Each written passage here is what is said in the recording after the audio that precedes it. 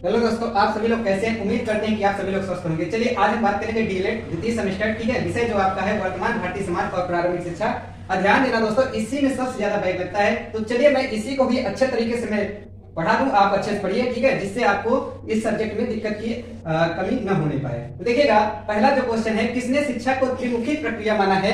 तो किसने माना है? तो आपने डीवी साहब ने ये शिक्षा को क्या माना है? त्रिमुखी प्रक्रिया माना है। लेकिन द्विमुखी प्रक्रिया आ जाएगी तो एडम्स महोदय ने माना है। ठीक है, अब दूसरे क्वेश्चन की मैं बात करूं तो शिक्षा प्रक्रिया को कितने भागों में विभक्त किया गया है? तो शिक्षा प्रक्रिया को कितने भागों में विभक्त किया है? तो 3 भागों में विभक्त किया गया है। कितने भागों में? 3 भागों में। अब तीसरे क्वेश्चन पर मैं बात करूं, शिक्षा हमारा जन्म सिद्ध अधिकार है, यह कथन किसका है? शिक्षा को जन्मसिद्ध अधिकार माना है, ये कथन किसका था? तो पेस्टालॉजी का कथन था। ठीक है, चलिए आगे चौथा क्वेश्चन पे मैं बात करता हूं। पौधे का विकास कृषि के द्वारा एवं मनुष्य का विकास शिक्षा के द्वारा होता है, यह कथन किसका था? ये बहुत इंपॉर्टेंट क्वेश्चन है। तो यह कथन किसका था? लाक का था। चलिए अगले क्वेश्चन की ओर। 5 मानव जीवन के कौन से 2 पक्ष हैं?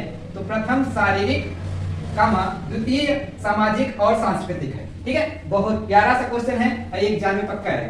अगला क्वेश्चन है, किस शिक्षा शास्त्री ने कहा है शिक्षा मनुष्य को पाशविक प्रवृत्तियों से ऊंचा उठाने का कार्य करती है? यह कथन किसका है? अरस्तु जी का है। ठीक है, अब एलिवेशन ऑफ एजुकेशन थ्योरी नामक पुस्तक के लेखक किसने दिया था? तो ये एडम्स महोदय जी ने दिया था। ठीक है, इन्होंने शिक्षा को द्विमुखी प्रक्रिया माना है। ठीक है, तो एलिवेशन ऑफ एजुकेशन थ्योरी किसने दिया था? नामक पुस्तक के लेखक कौन है? एडम्स महोदय हैं। तो चलिए अगले क्वेश्चन। चलिए क्वेश्चन नंबर 8 है, शिक्षा की प्रक्रिया में समाज का महत्वपूर्ण स्थान होता है, यह कथन किसका था? कि यह कथन जॉन डेवी का था। ठीक है, इन्होंने ही त्रिमुखी शिक्षा का प्रक्रिया माना था। ठीक है, त्रिमुखी शिक्षा का प्रक्रिया किसने माना था? जॉन डेवी ही ने माना था। अब देखिएगा 9वां क्वेश्चन है, यह कथन किसका है?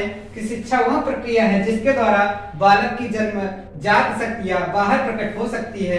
तो ये बाहर प्रकट होने के लिए जो बोले हैं वो महोदय है फ्रावे महोदय जी ने बोला है कि यह कथन किसका है? कि शिक्षा वह प्रक्रिया है जिसके द्वारा बालक की जन्मजात शक्तियां बाहर प्रकट हो सकती है। जो जन्मजात शक्तियां होती है वो बाहर प्रकट हो सकती है, तो फ्रावे महोदय का है।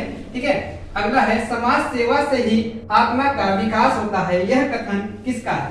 समाज सेवा से ही आत्मा का विकास होता है, यह कथन किसका है? ये रस्क का महोदय का है। ये बहुत इंपॉर्टेंट क्वेश्चन, ये एग्जाम में आ सकता है। तो चलिए 11वां क्वेश्चन लेके आए हैं, एनसीटीई से संबंधित उत्तर प्रदेश का कार्य कहाँ होता है? तो आपका कहाँ होता है? तो ये दिल्ली में होता है। ठीक है, अगला क्वेश्चन है, बौद्धकालीन शिक्षा के 2 प्रमुख केंद्रों के नाम बताइए। तो बौद्धकालीन शिक्षा के 2 प्रमुख केंद्र हैं तक्षशिला और नालंदा। ठीक है, ये इंपॉर्टेंट है, याद रखिएगा।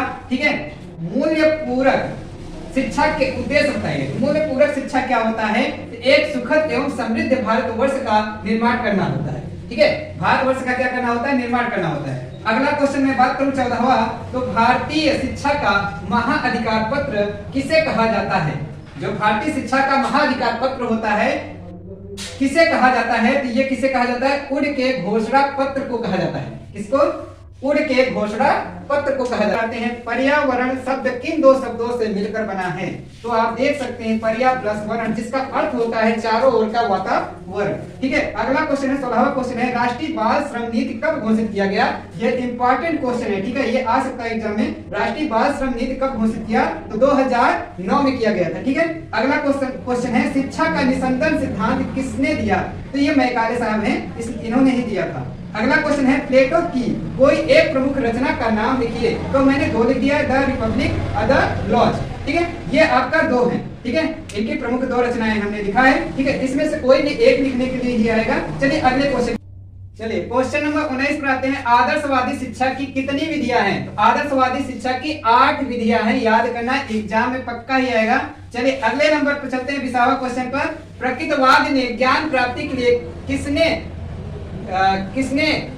आवश्यक माना? ठीक है, किसको आवश्यक माना? ठीक है, किसको होना चाहिए? ठीक है, किसको आवश्यक माना? तो प्रकृतवाद ने ज्ञान के लिए इंद्रियों को आवश्यक माना है। ठीक है, इसके लिए इंद्रियों को आवश्यक माना है। ठीक है, अगला क्वेश्चन पर आता है 21 नंबर, प्रकृतवाद ने किसके महत्व को अस्वीकार किया है? तो आत्मा और परमात्मा के महत्व को अस्वीकार किया गया है।